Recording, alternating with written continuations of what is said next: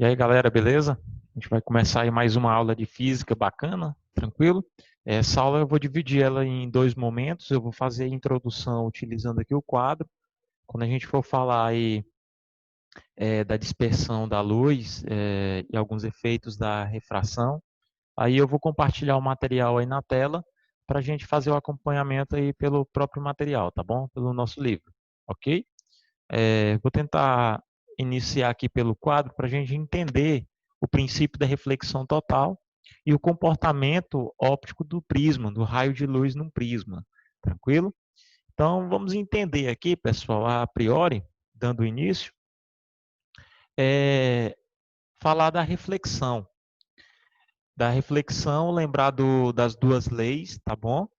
E uma importante delas que a gente não pode esquecer, uma regra importante que não podemos esquecer é que o ângulo de incidência é sempre igual ao ângulo de reflexão. O ângulo do raio refletido com a normal é igual ao ângulo de incidência, ok? Lembrar que na maioria dos casos, sempre que ocorre reflexão, também existe a refração. Lembrar que esse estudo aqui é o tópico de refração luminosa 2, ok? Porém, a gente aqui dentro desse estudo, a gente estuda a reflexão total dentro desse tópico. Então, nós temos aqui, pessoal, a seguinte situação. Eu tenho o meio 1 e o meio 2. No entanto, o meio 1 ele é mais refringente do que o meio 2. Então, o comportamento do raio refratado, como ele vai sair do meio mais refringente para o meio menos refringente, nessa passagem, ele tende a se afastar da normal. Então, esse raio de luz, ele deveria seguir esse caminho.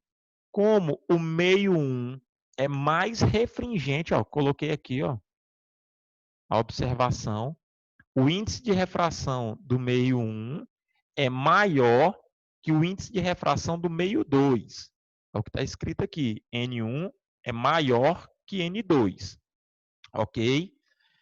Quando o raio de luz ele refrata, ele passa de um meio mais refringente para o meio menos refringente, ele se afasta da normal. Essa linha tracejada de azul era o caminho que ele deveria fazer. Porém, ele se afasta da normal porque esse meio é mais refringente que o meio 2. Beleza, pessoal. O que é que acontece? Existe uma coisa chamada ângulo limite. Esse ângulo limite, que quando o índice, o ângulo de incidência foi igual a esse ângulo limite, o raio refratado, pessoal, ele vai se afastar da normal, formando um ângulo de 90 graus. Quando nós atingimos o ângulo limite, quando esse ângulo de incidência ele for igual ao ângulo limite, que eu chamei de L, tá certo? Esse raio aqui, ele vai se afastar tanto da normal, que ele vai formar com a normal um ângulo de 90 graus. Ou seja, quando o meu ângulo de incidência ele é um ângulo limite, ele atinge o ângulo limite, a minha refração, o meu ângulo de refração, que seria esse θ2, o raio ele vai se afastar tanto da normal que ele vai chegar aqui, ó, na superfície dos meios, na transição dos meios, formando com a normal um ângulo de 90 graus. Esse raio aqui, que eu acabei de desenhar, é um raio refratado e não refletido. Por que, professor? Que ele ficou aqui, ó, exatamente bem na divisão dos meios. Por quê? O ângulo limite é o ângulo de máxima refração. É o ângulo onde a refração ela vai ser máxima. Nesse ângulo limite, ele se afastou tanto da normal que ele chegou até aqui, ó. Se eu ultrapassar o ângulo limite, agora sim a gente vai entrar no conceito de reflexão total. O que é o ângulo limite? É o ângulo máximo para que ocorra a refração. Se eu ultrapassar o ângulo limite, não vai mais existir refração e vai existir apenas reflexão. Ou seja, nós vamos ter a reflexão total. Quando que eu tenho a reflexão total? Quando o meu ângulo de incidência, deixa eu anotar aqui, ó, vou botar de azul, que é mais forte. A reflexão total. Então, uma seta para cá. Ok? Quando o ângulo, vou botar o θi, que é ângulo de incidência, for maior que o ângulo limite. Ok? Quando que eu tenho reflexão total? Quando o ângulo de incidência, o θi, for maior que o ângulo limite, que é o L. Então, se o meu ângulo de incidência for maior que o meu ângulo limite, eu não vou ter mais refração. Eu vou ter apenas reflexão. Se eu não tenho refração e tenho apenas reflexão, aí nós chamamos de reflexão total, porque a reflexão total não cabe dentro da reflexão total, não existe a refração, ok? Ela não vai ocorrer. Beleza? Como que eu calculo esse valor do ângulo limite, para me saber qual é o ângulo limite? Se eu tenho o valor dos índices de refração do meio 1 e do meio 2, a gente apenas aplica nessa fórmulazinha aqui, ó, onde o seno do ângulo limite é igual ao índice do meio menor, que é o meio 2, dividido pelo o índice maior, que seria aqui no caso o do meio 1, ok? Isso aqui é muito importante, isso aqui é muito aplicado, esse princípio da reflexão total dentro das fibras ópticas, tá bom? Lá da internet, a fibra óptica ela é tão interessante porque ela evita a perda de dados, a perda né, dos dados transmitidos pela rede. Então, é uma aplicação bastante utilizada nesse ramo e é algo bem simples de entender, pessoal. Então, vamos lá. Recapitulando mais uma vez aí rapidinho. Ângulo de incidência, ângulo de reflexão, ok? Quando eu chego do meio mais refringente para o meio menos refringente, o raio refratado ele se afasta da normal. Conforme eu vou chegando certo ângulo de incidência, esse raio refratado ele vai se afastando da normal até formar com ela um ângulo de 90 graus. Quando ele forma um ângulo de 90 graus, esse ângulo aqui nós vamos chamar ele de ângulo limite. Beleza. O ângulo limite, se cair em alguma questão, quando o raio incidente atinge o ângulo limite, não ocorre refração, ocorre. Ela vai sair rasante aqui, ó. Ok? Agora, se o ângulo de incidência for maior que o ângulo limite, existe refração? Não. Aí, quando o ângulo de incidência é maior que o ângulo limite, vai ocorrer o fenômeno de reflexão total. Beleza, tranquilo. Vamos dar seguimento aí, agora dentro do comportamento óptico, tá bom? No prisma. Aí vocês podem acompanhar pelo material de vocês, eu vou tentar explicar aqui de uma maneira mais simples, como que funciona a matemática para a gente e o que é interessante para a gente aqui, tá bom? O que acontece? Eu tenho aqui um prisma feito de um material transparente, tá bom? Pode ser de vidro, pode ser de acrílico. Tem vários materiais. Isso não vem ao caso, mas vamos entender aqui, ó. Eu tenho ele no formato triangular. Essa face perpendicular a ela eu tenho uma normal 1. Essa outra face do triângulo, esse outro lado, perpendicular a ele eu tenho uma normal 2, tá bom? Ela é perpendicular à face do triângulo. O raio de incidência, pessoal. Aqui nós temos o ar. O meio 1 está aqui, ó. Esse aqui é o meio 1. Vou chamar meio 1. O ar. Tranquilo? E aqui o meio 2. Pode ser o vidro, pode ser qualquer outro meio mais refringente. Então, do ar, pessoal, o raio de luz, quando ele incide sobre a superfície aqui, ó, do triângulo, como o ar é menos refringente que o material do prisma, o raio de luz ele tende a se aproximar da normal. Então, ele vai fazer o quê? Ó, era para ele vir aqui nessa linha tracejada. Porém, como ele vem do meio menos para o meio mais refringente, ele se aproxima da normal. Quando ele se aproxima da normal, ele desvia.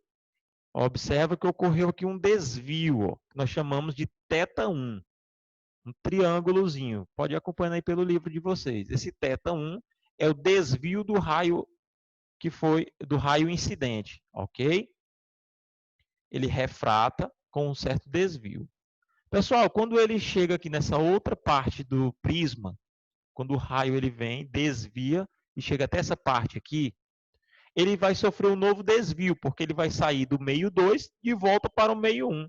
Agora ele vai sair do meio mais refringente para o meio menos refringente. Se esse raio de luz ele fosse seguir o seu caminho natural, ele iria fazer isso aqui, não era? Ó? Certo? Só para entender, essa linha tracejadinha aqui. Ó. No entanto, como é do meio mais para o meio menos refringente, esse raio de luz ele se afasta da normal. Observa que ele se afastou da normal. Ok? Beleza. Esse é o entendimento que a gente tem que ter do caminho dos raios de luz, já que a gente entra dentro da parte matemática. Pessoal, com a normal da face 1 e o raio incidente aqui, eu tenho o ângulo de incidência 1. Ok? O raio refratado aqui, eu tenho esse ângulo, esse I2 aqui, tá bom? Relacionado com a normal, que seria que o raio, uma espécie de ângulo de incidência 2, ok? Então, eu tenho o I1 e o I2. É entre os raios de luzes e a normal, beleza? Então, pensem assim, I1 é o ângulo entre o raio de luz e a normal. I2 é o ângulo entre o raio de luz e a normal. A normal 2 ali. Pessoal, esse raio aqui, fazendo o prolongamento dele, nós vamos ter um segundo desvio. Observa que ele sofreu 2 desvios. O primeiro desvio e o segundo desvio. Então, ele sofre aí 2 desvios, ó, θ1 e θ2. Esse triângulozinho aqui e esse triângulozinho 2 aqui. Ok? Estou apresentando aqui as variáveis da figurinha para você. Depois a gente vai entender como é que calcula elas. Observe o seguinte, que entre o raio refratado dentro do prisma, com a normal N1, ele tem o índice, o ângulo de refração 1. Com a normal 2, ele tem o ângulo de refração 2, R1 e R2. Ok? Beleza. No prolongamento dos raios, ó, esse raio aqui incidente, se ele não fosse se desviar, ele tenderia a seguir essa linha tracejada aqui, ó. Passaria direto. Ok? Fazendo o prolongamento desse raio aqui, ele deveria, se ele não fosse um raio desviado, ele deveria ter vindo aqui, não era? Ó?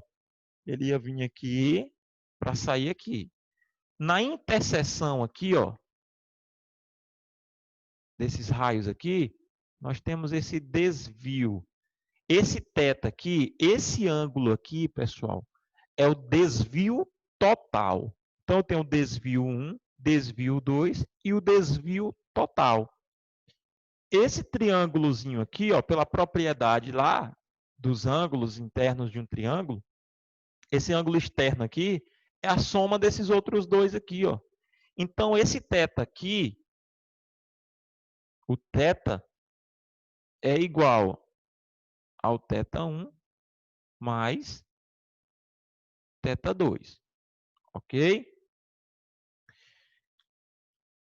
isso aqui que a gente tem que calcular. A maioria das questões, elas vêm para a gente pedindo para a gente encontrar esse desvio.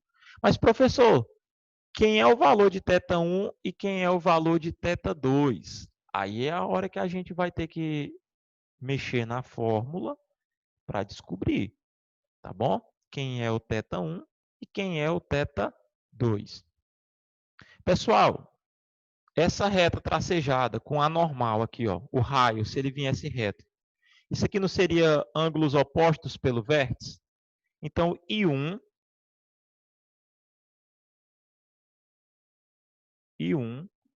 seria igual a θ1 mais R1. Como eu quero saber quem é o θ1, eu venho aqui, ó, θ1 é igual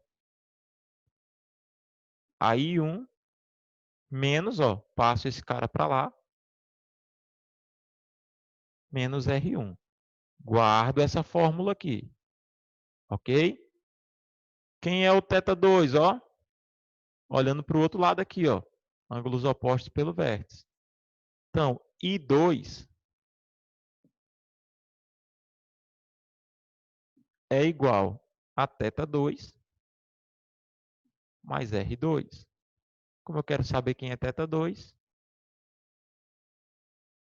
θ2 é igual a I2 menos R2. Guardo essa outra fórmula aqui. O que é que eu vou fazer agora? Substituir essas duas relações aqui. Beleza?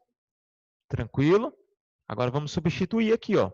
Eu vou ter o meu desvio total, que é esse triângulo aqui, é igual. Quem é o θ1? θ1 é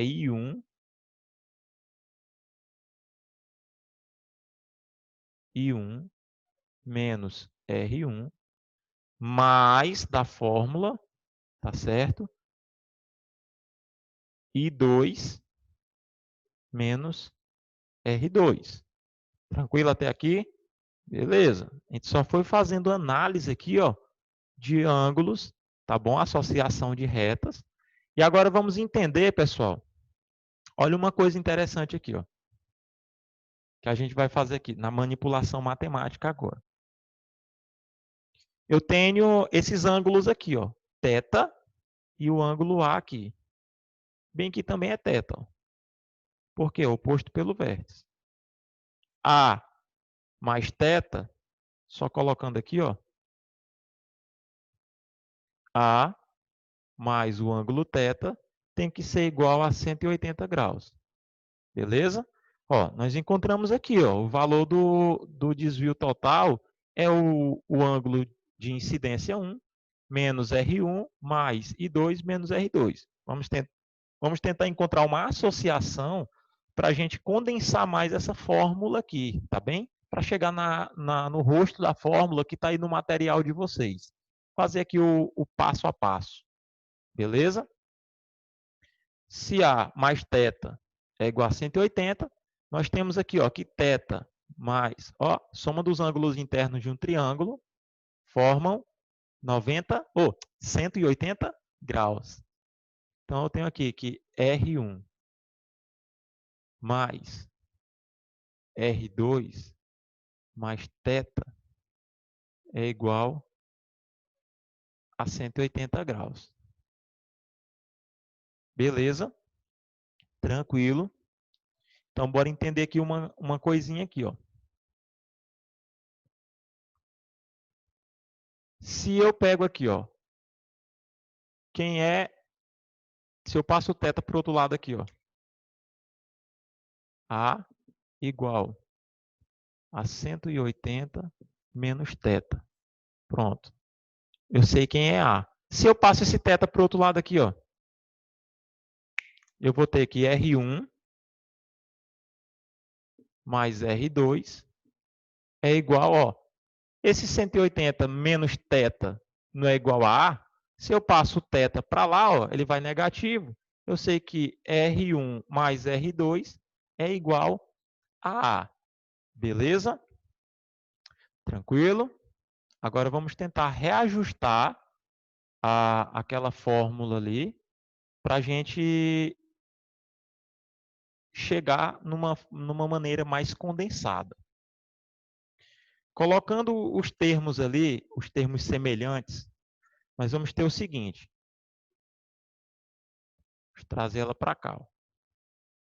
Meu θ, meu desvio total, é igual a I1 mais I2, que é um I, tá? Apareceu com 1, mas é um I.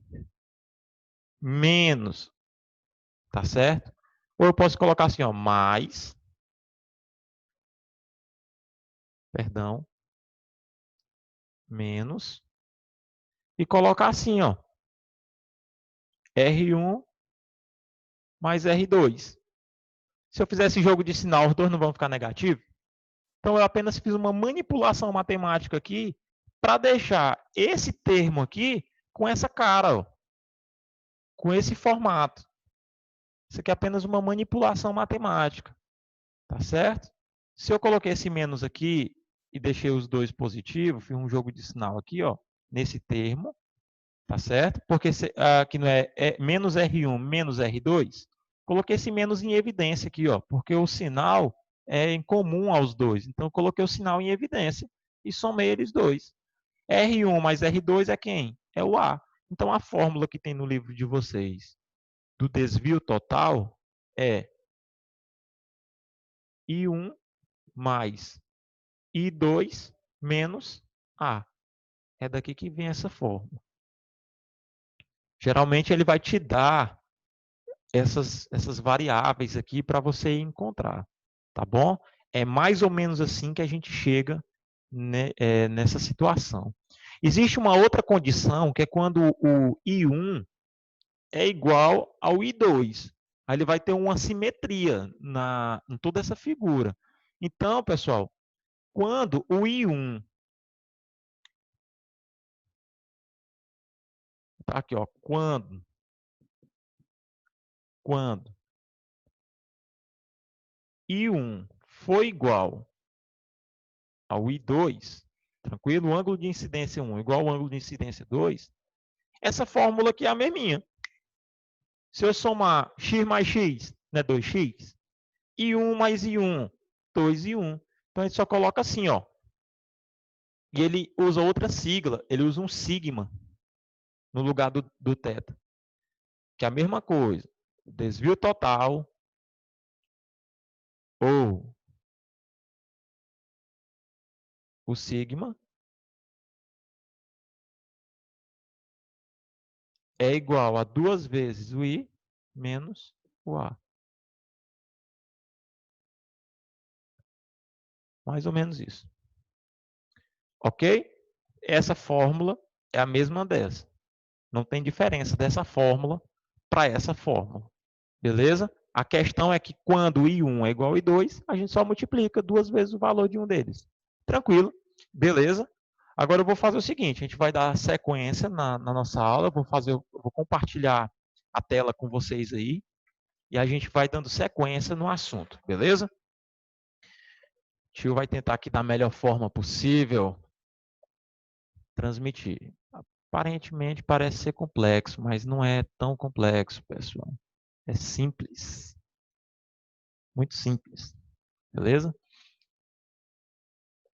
Aqui o material. Ok. Beleza. Passa essa parte aqui. Vamos lá. Nós temos aqui os tipos de prisma. Alguns fenômenos que ocorrem que é interessante. Deixa eu ajeitar aqui o microfone. Esses prismas aí, pessoal, eles vão ter alguns fenômenos característicos deles. Eles vão receber o nome de cada um físico, algum cientista que estudou eles em específico, tá bom? Isso aqui não é bicho de sete cabeças, não. É importante a gente conhecer e saber o fenômeno que ele provoca no raio de luz. Tranquilo? O primeiro é o de Amici, tá bom? Ele é um prisma onde o raio incidente e o raio emergente formam um ângulo de 90 graus tá certo? Entre si. Ó, aqui eu tenho uma linha normal, tracejada. O ângulo de incidência forma 45 graus com a normal. E o ângulo emergente, ou o ângulo do raio emergente, forma um ângulo também de 45 graus.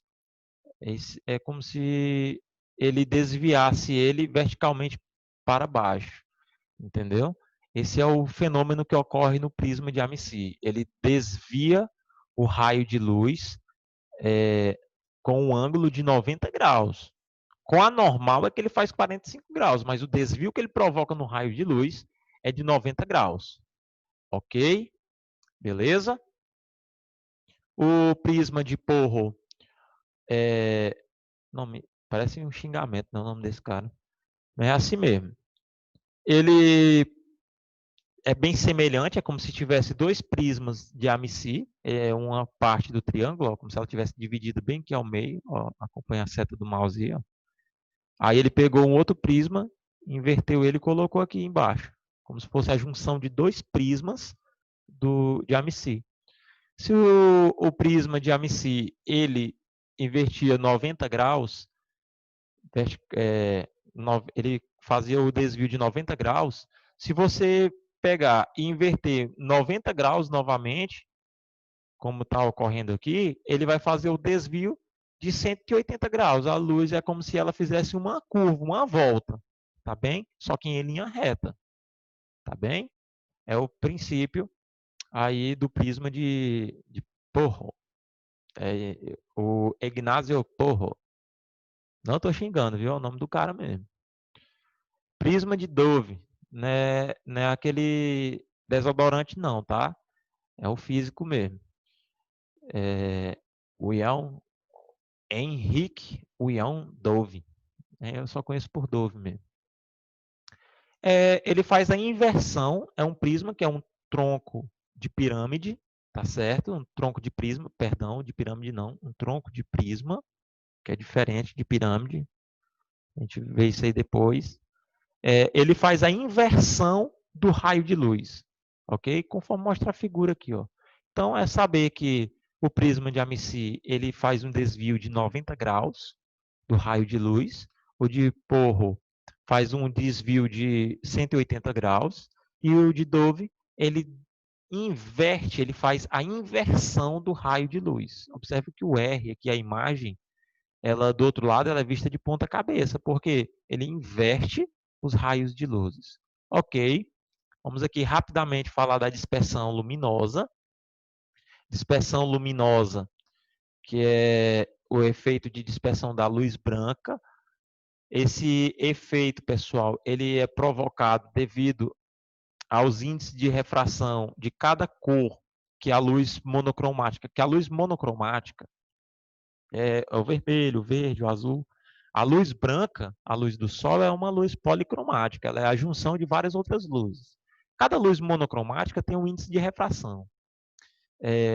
Como o índice de refração de algumas é menor do que as outras, ao passar de um meio para o outro, algumas vai se aproximar mais do meio menos refringente para o mais refringente, algumas vai se aproximar mais da normal e outras vai se aproximar menos. Então, vai ocorrer essa dispersão da luz, o que vai facilitar vai facilitar a visualização das cores. É isso que forma o arco-íris. É exatamente essa dispersão da luz. No ar, às vezes é meio complicado a gente ver no céu o arco-íris, todas as cores perfeitamente, porque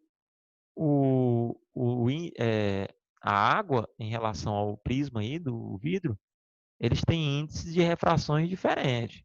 Então, e no prisma, esse desvio da luz ele ocorre duas vezes. Lá nas gotículas de água, é bem menor esse efeito, tá bom? Por isso que a visualização não é tão perfeita quando o arco-íris ele é gerado pelo prisma. Quando ele é gerado pelo prisma, há uma perfeição aí na visualização das cores, tá bom? Então, é justamente devido à refração e ocorre aí a dispersão da luz. Tranquilo? A luz branca, lembrando, ela é policromática. Beleza?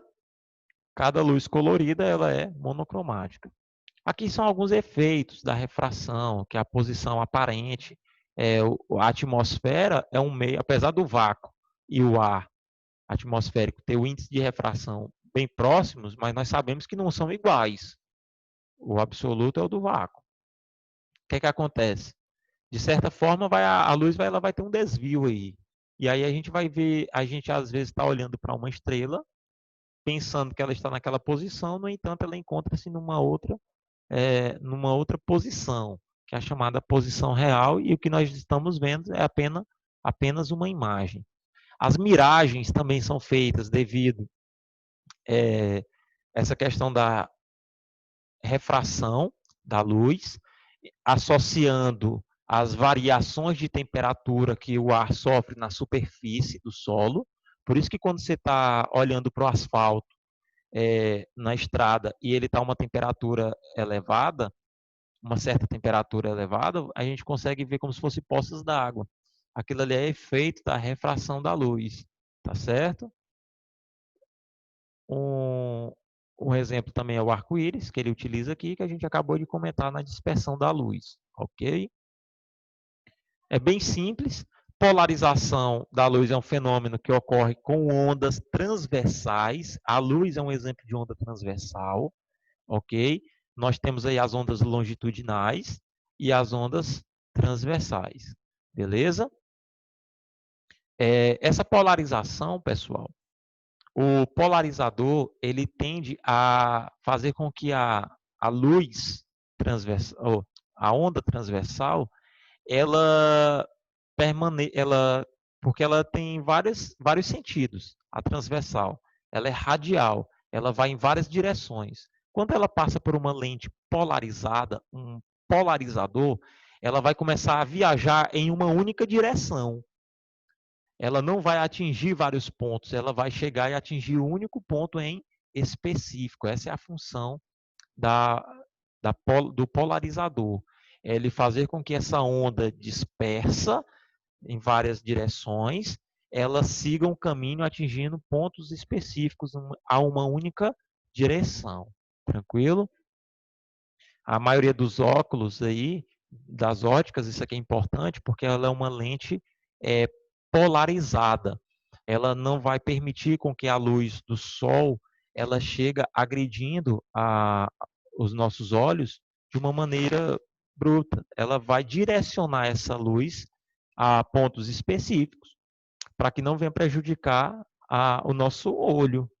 Isso é importante, porque uma lente polarizada, quando você compra aquele óculos que ele não é polarizado, ele é apenas escuro, ele faz com que a sua retina, a sua íris aqui, ela dilate, vai entrar excesso de luz, tá certo? Provocando aí o prejuízo do seu globo ocular. Ela não vai polarizar os raios, ela vai apenas fazer com que o seu olho tenha aí uma sensação de alívio que você está, na verdade, prejudicando ele. Além de polarizado, não. Ela filtra, aquele excesso de raio, de luz, ele vai, no caso, como se disse, comportar em uma única direção. É como se a gente filtrasse esses raios e ele começasse a se deslocar unidirecional, tá bom? É algo simples, mais ou menos desse tipo. Nós temos aqui a questão do ângulo de Brist, tá bom? É um ângulo que a gente calcula, por exemplo, eu tenho aqui dois meios, tá certo? Esses meios ópticos aqui, tem um meio 1, meio 2. Ocorre-se a reflexão, aqui eu tenho o ângulo, tá bom? Esse θp aqui é que vai ser, esse ângulo aqui, de reflexão, esse raio refletido aqui é um raio polarizado, tá bom? Quando a luz ela bate nessa superfície, essa superfície ela vai provocar aqui, no caso, uma superfície de uma substância que vai polarizar essa luz, tá bem? E a luz polarizada ela vai ter um ângulo. Para mim encontrar o valor desse ângulo aqui, eu vou apenas calcular utilizando a tangente do ângulo, tá bem?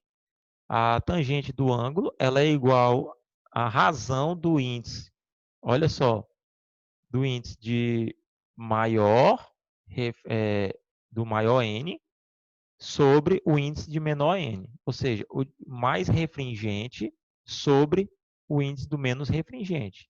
Tranquilo? Esse N2 ele é mais refringente que o N1. Como é que a gente sabe disso? Olha aqui para o raio aqui se aproximando da linha normal.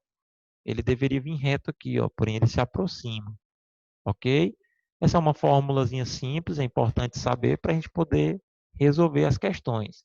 É graças a essa polarização da luz, você conseguir polarizar a luz policromática em uma certa direção unidirecional, em um foco unidirecional, que nós conseguimos formar aí as imagens tridimensionais lá do cinema, tá bom? Aquele óculos lá, ele polariza de uma certa forma que ele, quando você tira ele, você vê a luz dispersa, a figura dispersa. Ao colocar o óculos, ele pega aquela luz dispersa e ele vai focar ela em pontos específicos. Por isso que ocorre a reorganização do caminho da luz. Por isso que você consegue ter uma imagem mais nítida quando você coloca o óculos. E aí você consegue ter uma imagem mais real, real no sentido de, porque ela é tridimensional, você consegue como se estivesse vendo ela próxima a você, tá bom? Um holograma, né, da imagem. E é basicamente isso daí, pessoal. A gente finaliza essa aula aqui. É um conceito aí do... A gente acabou de finalizar a parte de refração 2, com esses conceitos aí do ângulo de Brist, da questão da polarização da luz. E, no mais, a gente vai ficando por aqui, dando sequência nas próximas aulas. Espero vocês em breve aí na sala de aula no presencial, para a gente, com mais cautela aí, trabalhando junto também, juntos, com resolução de bastante exercícios aí, tirar todas as dúvidas, tá bom? Um abraço, fiquem com Deus.